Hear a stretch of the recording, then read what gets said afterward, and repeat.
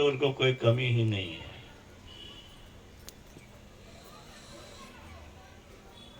$60 लाख $70 लाख का मकान बेचता है तो करोड़ में खरीदता है। बेटी की शादी होगी कब नहीं होगी, अभी एक फ्लैट खरीद के रख दिया है, लेकिन उसकी श्रद्धा गुरु महाराज पर इतनी है। खक्सी श्याम में जो संत शिशु बाबा की स्मारक बन रहा था, तो मुझे उसमें सहयोग मांगना था। मैंने कहा ऐसी ऐसी बात है, वहां स्मारक बनेगा। तो उन्होंने कहा कि आदेश दीजिए। मैंने कहा कि मैं आदेश नहीं दूंगा, आपकी जो श्रद्धा हो। तो कहा कि 50,000 दे दें। हमारे लिए तो 10 वर्ष पहले की बात है। 50,000 कहने वाला तो हमको मिला नहीं था। हमने कहा आपकी जो इच्छा हो। 50,000 नहीं, 1.5 लाख के लगभग दे चुका है। तो उसकी श्रद्धा ऐसी है। शिशु बाबा ने बहुत गरीबी से गुजरते हुए इस छात्र को चावल दिया था, आलू दिया था, कुछ कपड़ा दिया था, लेकिन शिशु बाबा की सेवा उन्होंने की थी। और आज वो कहाँ है आप कल्पना कर सकते हैं। तो उसका जो खरगोश था, चंद शब्दों में मैं बात करूं, इलाज वैद्य डॉक्टर से कराते कराते थक गया। अंतिम में वह मृत्यु शैया पर समझिए पड़ गया। रात में अब सोने जाएगा, ये मन में विश्वास हो गया कि फक फक कर रहा तो जाएगा ही। तो मन में हुआ कि गुरु महाराज के चित्र को दिखा दो, कम से कम इसकी मृत्यु होगी तो अगला जन्म में मनुष्य शरीर मिलेगा। दिखा दिया और शेख सोने चला गया। सवेरे जब उठा तो खरगोश वहां नहीं था, गार्डन में उछल कूद कर रहा था। तो मुर्दा को जिंदा करने वाले कहानी भी हम लोग उनके जीवन में सुना है, लेकिन अब भी वो भक्तों की रक्षा करते हैं, भावना की रक्षा करते हैं। सत्संग करने मेक्सिको गया, अपने बैग में गुरु महाराज का चित्र ले गया। सत्संग हुआ, आने वक्त जिसने दीक्षा ली उसको वह चित्र दे दिया कि आप गुरु महाराज का रखिए घर में, मानस ध्यान करेंगे। उस महिला ने चंद दिनों के बाद व्हाट्सएप पर मैसेज किया कि मैं प्रणाम कर रही थी, गुरु महाराज उस चित्र से आगे निकले, मैं साष्टांग दंडवत किया। इस तरह का मैसेज वहां से भेजा, वह मैसेज मेरे पास भी पहुंचा। तो ये मत समझिए कि गुरु महाराज का चित्र है, ये चित्र ही नहीं है। इस चित्र के पीछे वो परम प्रभु हैं। संत शाही स्वामी जी महाराज चित्र को प्रणाम करते थे। तो एक गैर सत्संगी ने कहा कि चित्र को आप प्रणाम करते हैं, ये तो ब्रह्मलीन हो गए। तो शाही स्वामी जी महाराज ने कहा ब्रह्मलीन हो गए तो क्या कागज में लीन नहीं हुए हैं? ब्रह्म कहाँ नहीं है? ब्रह्म में लीन हो गए तो ब्रह्म सृष्टि के कण कण में है, इसलिए यहाँ भी है। तो श्रद्धा विश्वास से जयकार करिए। आप उनकी जयकार करने जा रहे हैं जो सृष्टि के मालिक बन चुके हैं। परमाराध्य ने कहा जो योगाभ्यासी योग द्वारा स्थूल शरीर से सूक्ष्म में कारण शरीर में प्रवेश करते हैं, लोगों को तो पता ही नहीं होगा, बड़े बड़े विद्वान रहे कि कुछ रहे, कि सूक्ष्म शरीर क्या होता है, कारण शरीर क्या होता है, महाकारण शरीर होता है। गुरु महाराज ने कहा ये स्वरूप ये देख रहे हो यही शरीर नहीं है, इस शरीर के अंदर सूक्ष्म शरीर है, कारण शरीर है, महाकारण शरीर है, तब चेतन शरीर है, तब ईश्वर है। हम लोग के देह पर चादर है, तो कोट है, तो कमीज है, तो गंजी है, तब शरीर है। ऐसे ही आत्मा के ऊपर आवरण पर आवरण है, शरीरों पर शरीर है। जो इस स्थूल शरीर से सूक्ष्म शरीर में प्रवेश करते हैं, सूक्ष्म से कारण शरीर में प्रवेश करते हैं, तो एक शरीर से दूसरे शरीर में जाना दूसरा जन्म मान सकते हैं। ठीक है, एक शरीर से निकल के दूसरे शरीर में जाना द्विज है। योगी विलक्षण द्विज है। योगी क्या है? विलक्षण द्विज है। वो इस शरीर को छोड़ के अंदर का दूसरा है, बाहर दूसरा शरीर में नहीं गया है। द्विज पक्षी को भी कहते हैं, पहले अंडा के रूप में जन्म, तब पक्षी के रूप में। द्विज इस दांत को भी कहते हैं, बच्चा वाला दांत अलग और सयाना वाला दांत अलग।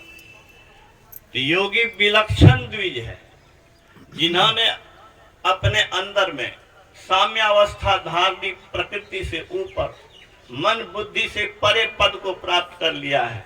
प्रकृति उसके अधीन होती है, प्रकृति उसके चलाए चलती है, रोकने से प्रकृति रुक जाती है। उन्होंने समस्त प्रकृति मंडल पर विजय पा लिया है। ये संत की सत्ता है। ईश्वर स्वरूप होते हैं संत, और ईश्वर स्वरूप आप भी बन सकते हैं, आप भी बन सकते हैं, हम सब बन सकते हैं। इसी ज्ञान विज्ञान के लिए ये संत मत का आयोजन होता है। और ऐसे महापुरुष जिसने इसको चरितार्थ करके दिखा दिया, ऐसे महापुरुष की जयकार हृदय से नहीं करना ठीक बात नहीं है। अपने सौभाग्य को बनाने के लिए उनके प्रति श्रद्धा अर्पित करनी चाहिए। तो बोलिए प्रेम से श्री सद्गुरु महाराज की। प्रभाव है कि अब लोग ये पतिव्रता धर्म, इसकी शक्ति, इसकी महिमा का लोग मखौल उड़ाते हैं। लेकिन गुरु महाराज ने कहा, कौन कहता है नारी अबला होती है? नारी पतिव्रत धर्म का पालन करके प्रचंड सबला बनती है, प्रचंड सबला। यमराज के हाथ से प्राण वापस लेने वाली सावित्री की कथा आप लोग अभी पाठ में सुन चुके हैं।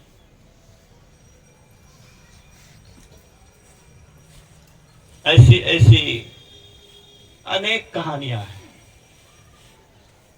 जिस अनुसुईया की बात आपने सुना भी कि सीता माता को उपदेश दिया है पतिव्रत धर्म के विषय में, वो अनुसुईया कैसी पतिव्रता थी?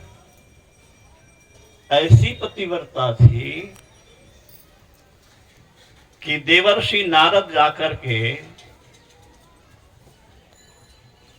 माता लक्ष्मी, माता सरस्वती, माता पार्वती तीनों के निकट गुणगान किया। क्या क्या पतिव्रता है सावित्री अनुसुईया। तीनों लोक में उनके जैसा कोई पतिव्रता नहीं।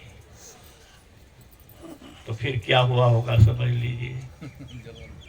जलन हो गई हमसे उबर के, हमसे बढ़ के। तो तीनों ने अपने विचारा और विचार करके कहा कि मतलब रुष्ट हो गई क्या कही के तरह। हम लोग देखने तो नहीं गए मतलब, लेकिन इतनी बात है कि उन्होंने मना लिया अपने अपने पति को कि जाइए, उसकी इतनी जयकार हो रही है, हम लोग की जयकार नहीं। तो तीनों आए, अब परीक्षा होने वाली। तीनों जब आए साधु भेष में, ये भिक्षा देने के लिए गई। कहा मैं वैसे भिक्षा नहीं लूंगा, नग्न होकर के भिक्षा दो। तब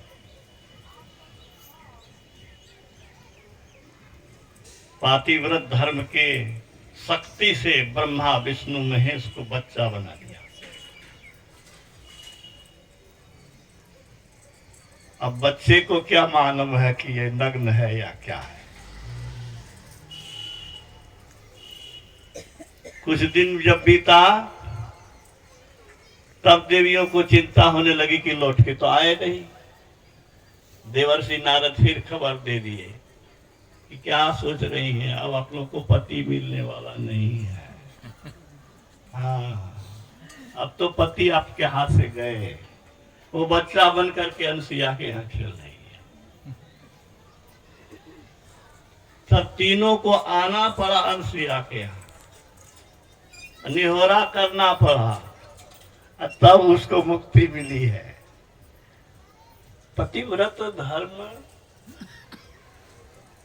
गुरु महाराज कहते हैं कि नारी अगर पतिव्रता हो और पुरुष और एक नारी व्रतधारी हो तो संतानें अच्छी होगी, वृथा न हो ही देव ऋषि वाणी। ये परमात्मा की वाणी है। यह भी आपने सुना कि हम जैसे तैसे रहें, हम चाहें कि पत्नी हमारी पतिव्रता हो, कैसे होगा। कर्महीन को लहे नहीं भली वस्तु का हो, दाग पके मुख पाक को हो तो पाक के रोग, दाग पके मुख काक को हो तो पाक के रोग। तो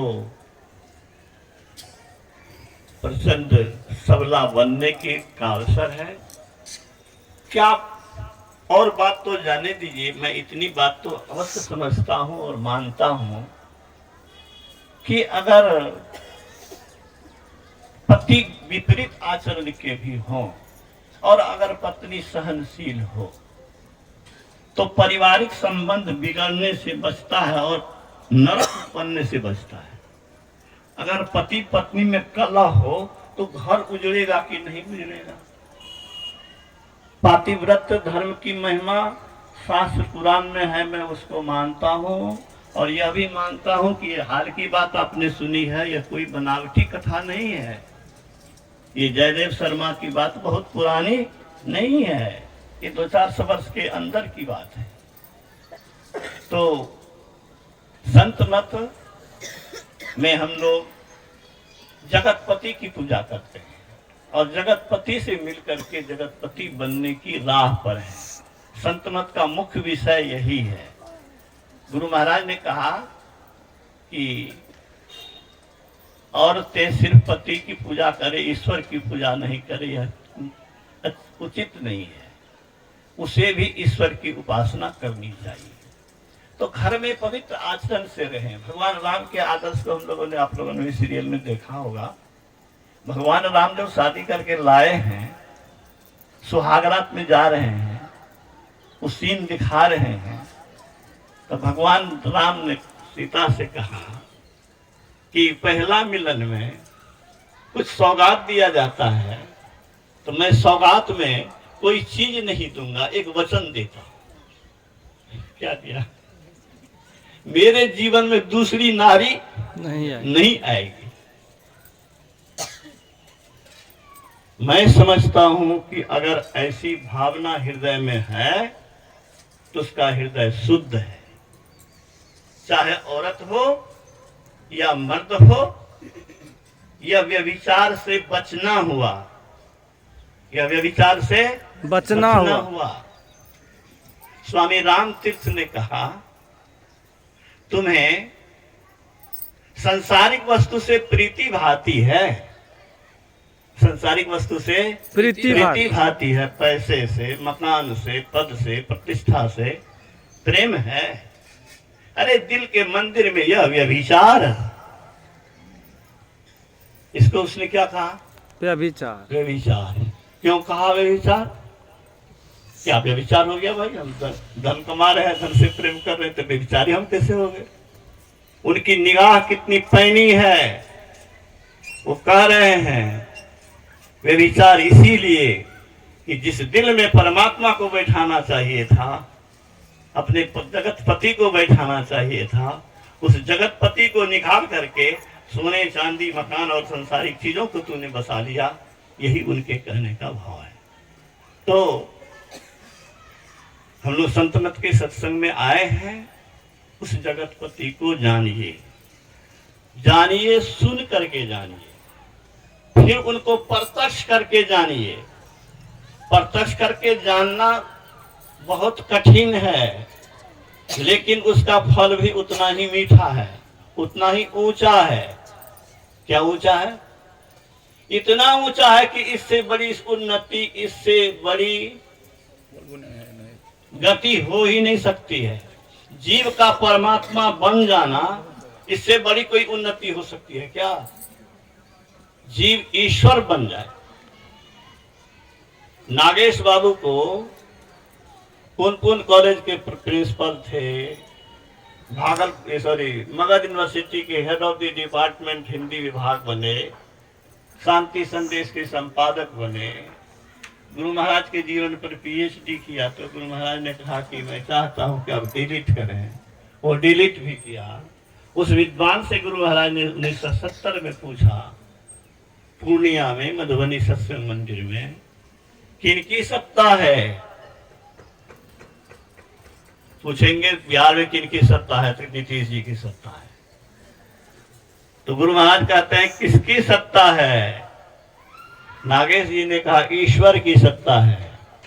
गुरु महाराज ने कहा संत की भी सत्ता है, क्योंकि संत ईश्वर में मिलकर के एक में एक हो जाते हैं।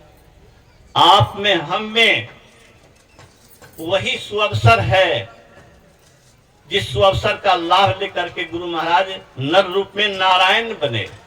और ये संत मत का सत्संग आयोजन भी इसीलिए होता है कि लोग जाने, क्या जाने, कि मैं भी ईश्वर में मिलकर के ईश्वरी शक्ति प्राप्त कर सकता हूं और करोड़ों जन्मों तक जो दुख दुर्दशा भोगेंगे उससे बच सकते हैं। उसी के लिए संत मत सत्संग का आयोजन है। मैं कह रहा था शरीर की बात। शरीर एक नहीं, 4 जड़ शरीर है। जड़ मतलब ज्ञानहीन, जड़ का मतलब ज्ञानहीन, ज्ञानहीन शरीर। ईटा पत्थर में कोई ज्ञान है क्या? जिसमें जीव है समझिए वहां पर चेतन है, चेतन नहीं तो वह ज्ञान विहीन है, वह जड़ है। ये शरीर भी जड़ है, तो हम लोग देखते हैं प्राण निकल गया फिर तो ये दुर्गंध विकृत होने लगता है, सड़ने लगता है। इस शरीर के अंदर भी शरीर है। गुरु महाराज कहते हैं जैसे बीज होता है, अंकुर होता है, फिर क्या होता है? वृक्ष होता है। कोई भी वृक्ष जो है पहले अंकुर था, उसके पहले बीज था, बीज का भंडार है। गुरु महाराज कहते हैं इसी तरह से कारण शरीर जो है वह बीज है, और सूक्ष्म शरीर क्या है? अंकुर है, और स्थूल शरीर क्या है? वृक्ष। अब बीज का जो भंडार है वह महाकारण है, और यह जड़ प्रकृति है। इस जड़ प्रकृति को बनाने वाली चेतन प्रकृति है, चेतन शरीर है। कि चारों जड़ शरीर पार कर लो, परमात्मा प्रत्यक्ष दिखाई देगा। मैं तो समझता हूं कि संत मत के को छोड़ करके कहीं ये सुनने को भी नहीं मिलेगा। ईश्वर इस शरीर के अंदर देखने को मिलता है। और गुरु महाराज ने कहा चेतन शरीर में रहोगे तो एक अंतर रहेगा ईश्वर में और तुम्हारे बीच। क्या रहेगा? शीशे की अलमारी में मिठाई रखी हुई है, देख तो लोगे लेकिन उसको छू नहीं सकोगे, स्पर्श नहीं कर पाओगे। तो चेतन शरीर पारदर्शी है, दिखता है लेकिन स्पर्श नहीं होता है। ज्ञान होता है, उनको देखते हैं, समझते हैं। उसको, उस पर्दे को भी अगर हटा दिया जाए तो जीव ईश्वर में मिल करके ईश्वर हो जाता है।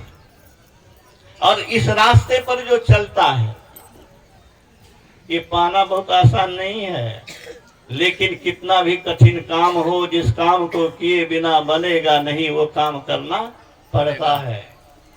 किसान लोग, हम भी किसानी किए हुए हैं, खेत में पैर में पकवाहा लगता था, लगता था पैर छल गया। अगर नारियल तेल कपूर क्या क्या लगा करके अब फिर सवेरे खेत में जाना पड़ता था रोपा करवाने के लिए। बरसात में भीगना, थरथराना, जाड़े में ठिठुरना करते हैं ना। हम लोग तो यहाँ मस्ती मार रहे हैं। अब बॉर्डर पर सेना को क्या झेलना पड़ता है उस -15 डिग्री, -30 डिग्री सेल्सियस टेम्परेचर पर, जहाँ बर्फ से भी ज्यादा ठंडा है वातावरण, वहां पर कैसे देश की रक्षा करते हैं।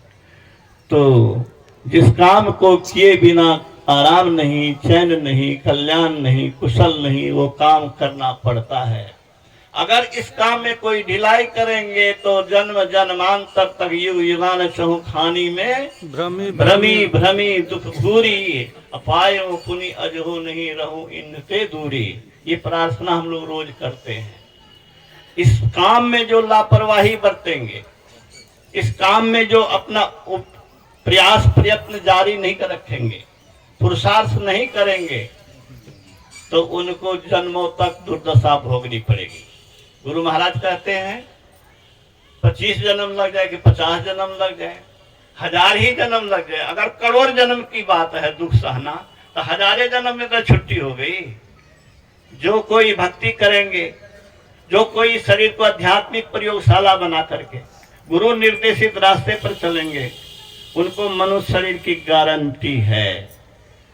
कहां से गारंटी है? भगवान कृष्ण के गीता को पढ़ करके देखिए। उन्होंने कहा नेहाभिक्रम नाशो अस्ति प्रत्यवाय न विद्यते स्वल्पम अपस्य धर्मस्य त्रायतो महाभय। अर्थात क्या मतलब हुआ? आरंभ इसमें है अमिट, आरंभ इसमें है अमिट, अमिट, यह विघ्न बाधा से परे। इस धर्म का तनिक पालन भी सर्व संकट को हरे। संकट क्या है? मनुष्य शरीर जो ज्ञान वाला शरीर है, बुद्धि वाला शरीर है, वो शरीर छीना जाएगा और कुत्ता बिल्ली की जोनी में चले जाओगे। संत शिशु बाबा के कर्म भूमि तपोभूमि से आए हुए जोगानंद बाबा, उनका शब्द सुनाता हूँ। मैं छात्रों को पढ़ा रहा था, बाबा अचानक आ गए। छात्र सबसे पूछते हैं, अध्यात्म ज्ञान देना चाहते हैं। उसी क्रम में कहते हैं गाय का बच्चा बनोगे। अब मनुष्य को कहे गाय का बच्चा बनोगे, विद्यार्थी सब मेरे डर से कुछ नहीं बोल रहा है, तो चुपचाप सुन रहा है बाबा क्या कर रहे हैं। हाथी का बच्चा बनोगे, हाथी बनोगे, बड़ा विशाल होता है, उसका दांत बड़ा गहना जेवर उसका बहुत मजबूत होता है, कीमती होता है। कुछ नहीं बोला विद्यार्थी। बाबा कहते हैं देखिए, कोई गाय में, कोई हाथी में, किसी जानवर के शरीर में जाना नहीं चाहता है, लेकिन काम ऐसा कर रहा है कि बिना निमंत्रण के उधर जाना पड़ेगा। तो जो भक्ति नहीं करेंगे, संत सदगुरु की छत्र छाया में रहकर के शरीर को आध्यात्मिक प्रयोगशाला बनाने की कोशिश भी नहीं करेंगे, उनको कुत्ता बिल्ली की जोनी में जाने से कोई बचा नहीं सकता है। गुरु महाराज ने कहा आप मनुष्य शरीर में हैं, सांप बिच्छू भी बन सकते हैं और देवता से ऊपर भी जा सकते हैं। बड़े बड़े पदाधिकारी को दुख की दुर्दशा देखी गई है। और मैं तो कहता हूं कि पदाधिकारी जितना बेईमान है उतना अनपढ़ मजदूर बेईमान नहीं है, क्योंकि वो भर दिन परिश्रम करता है तो 400 टका लेता है। अगर वो कितनों कोताही करेगा, 8 घंटा के बदला 6 घंटा 5 घंटा तक काम करेगा, तो कम से कम 200 रुपया 250 रुपया काम तो किया, वो 4 से न लिया। यहाँ तो बिना कामे के करोड़ का करोड़ घोटाला हो रहा है। संत शिशु बाबा कहते थे कि पढ़े लोगों लिखे लोगों ने जितनी इस देश को क्षति पहुंचाई उतना अनपढ़ ने नहीं पहुंचाई। तो ये संत मत का जो सत्संग है, आप सोचिए कि क्या कर रहे हैं, क्या कर रहे हैं, उसका परिणाम क्या होगा। अच्छा कर्म करना, ईश्वर की भक्ति करना। गुरु महाराज ने कहा कि मनुष्य शरीर में 2 प्रधान बातें हैं। क्या? ईश्वर भक्ति और सदाचार। सदाचार का मतलब क्या हुआ? झूठ नहीं बोलना, चोरी नहीं करना, नशा नहीं खाना, व्यभिचार नहीं करना, हिंसा नहीं करना, किसी को सताना नहीं, किसी की हत्या करना नहीं, पापों से बचना, शुद्ध कमाई खाना और शुद्ध कमाई खा करके ईश्वर भक्ति करना। अगर ये नहीं करते हैं तो मनुष्य शरीर आपका छीना जाएगा। मैं बराबर कहता हूं कि जो विद्यार्थी बार बार फेल करेगा, पिताजी उसको स्कूल से निकाल देगा, कहेगा चल बेटा तेज से पढ़ने वाला काम नहीं होने वाला है। तो मनुष्य शरीर वाला काम अगर नहीं करोगे तो मनुष्य शरीर छिनाएगा। इसीलिए बड़ी आवश्यकता है कि हम ईश्वर भक्ति करें। ईश्वर की भक्ति करने वाले के लिए गुरु महाराज ने कहा है कि भक्ति का संस्कार ऐसा है कि भक्ति संस्कार पूर्णता दिलाकर छोड़ता है। क्या दिलाकर छोड़ता है? पूर्णता का मतलब क्या समझे? ईश्वरत्व। जब तक ईश्वरत्व नहीं तब तक पूर्णता नहीं। ये भक्ति का बीज नष्ट नहीं होता है। मैं बराबर कहता हूं, खेत जोत के छोड़ दो, जोतना बेकार हो जाएगा 2 बरस के बाद। बीज बो दो, देख रेख मत करो, सब बेकार हो गया। फसल कट करके आया, घर में आग लग गई, फसल जल गया, बर्बाद हो गया कि नहीं? लेकिन जो भक्ति कर रहे हैं आप, गुरु के चरणों में शीश नवाते हैं, उनको से आराधना करते हैं, उनसे मिलना चाहते हैं, ईश्वर अपनी ओर आने वाले को छोड़ते नहीं है। जो तेहि पंथ चले मन लाई, तो हरि काहे न होय सहाय। आप अपनी ओर से जोर लगाएंगे, उधर से कृपा होगी। कहने सुनने का अंत नहीं है। अब मैं बाबा से भजन सुनूंगा।